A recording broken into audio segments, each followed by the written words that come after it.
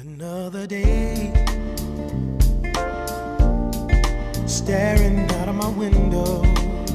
Alors, une fois n'est pas coutume sur cette chaîne, on va faire un petit exercice de probabilité avec un tirage de boules paires sans remise. Alors voilà l'exercice. On a une urne qui contient 2 N boules. Bon, elles sont numérotées de 1 à 2N. Voilà, on a tous les numéros de 1 à 2N. Et on va noter Pn, le nombre de boules paires après N tirages sans remise. Bon, ok. Il faut montrer que l'espérance et la variance de Pn sont données par espérance de Pn égale n sur 2 et la variance de Pn égale n2 sur 4 facteurs de 2n-1. Voilà. Essayez-vous.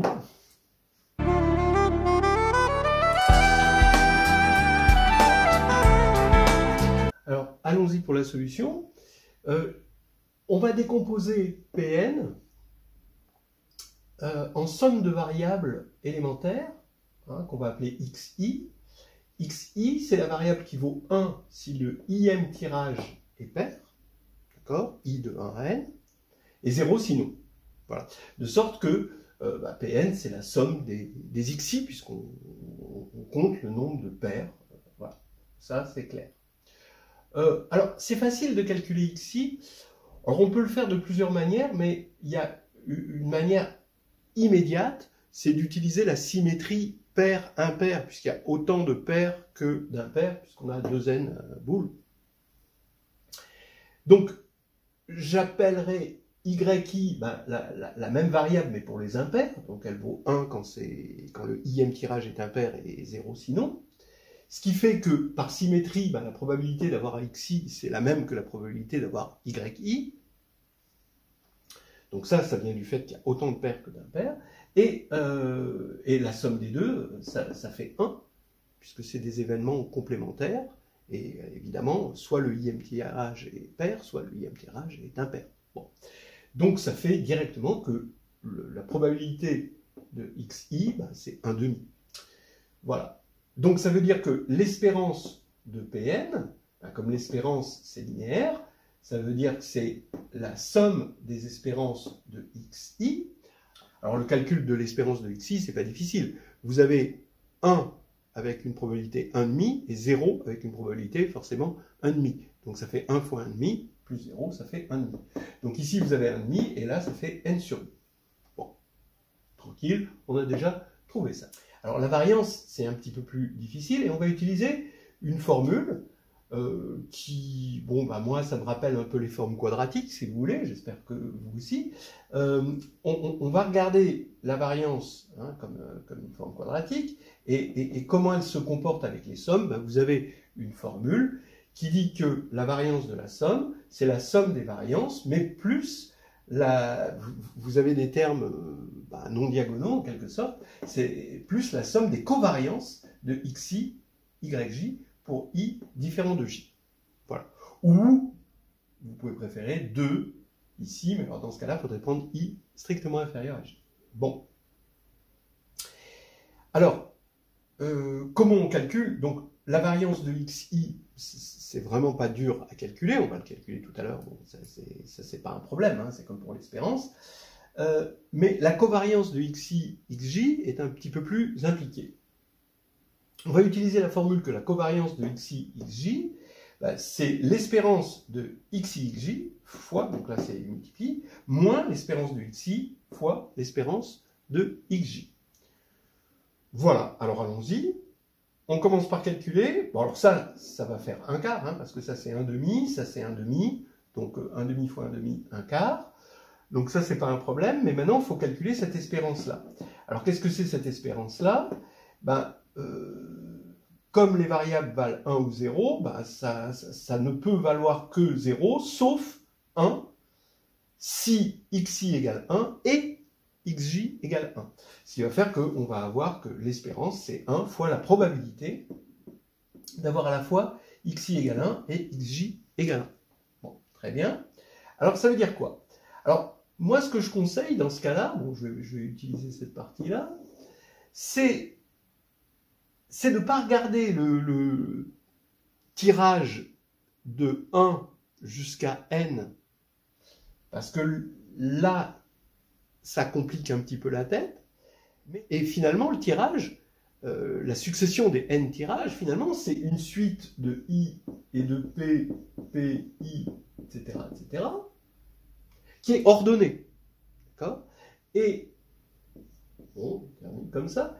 Et ce qu'on veut ici, c'est avoir p au ième tirage et un p, comme paire, évidemment, vous avez compris, au jème tirage. Donc finalement, on regarde des suites à n éléments, c'est ordonné, et avec des i et des p, mais en imposant d'avoir un p au ième rang et un p au jème rang. Bon, donc allons-y, ce p-là, on va le choisir parmi n possibilités.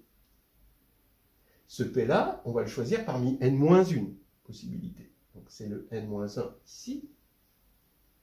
Et ensuite, c'est quartier libre, en quelque sorte. On a juste besoin de choisir n-2 éléments parmi 2 n-2 éléments restants, parce qu'on choisissait exactement n tirages, et qu'il en reste 2 n-2. Mais l'ordre compte, donc ce n'est pas des combinaisons, ce sont des arrangements. Donc on multiplie par a, 2n-2, n-2. Donc ça, c'est le nombre de possibilités ici. Et maintenant, je regarde le cardinal total des possibilités. Je commence par 2n pour ma première boule, 2n-1 pour ma deuxième boule, jusqu'à n+1 pour la nème boule. Et bon, je fais le quotient. Voilà. Alors maintenant, ça va demander un tout petit calcul. Ici, n-1. Je vous rappelle la formule ANP, c'est égal à n facteur de n-1 facteur de jusqu'à n moins p plus 1. Donc ici, on va avoir 2n-2 fois 2n-3 jusqu'à... Donc je vais faire la différence ici plus 1, ça fait n plus 1. Voilà. Et on divise par ça. Voilà. Bon. Donc, après simplification, les n se simplifient. Il reste quand même n-1 qui ne se simplifie pas. Le 2n-1 qui ne se simplifie pas. Le 2 ici qui ne se simplifie pas, et le reste, tout se simplifie. Donc il ne reste plus que n-1 sur 2 facteur de 2n-1. Ce qui veut dire que maintenant, je reprends cette formule, la covariance de xi, xj, c'est égal à cette espérance-là qu'on vient de calculer, moins, on avait dit 1 quart, parce que c'est 1 demi fois 1 demi.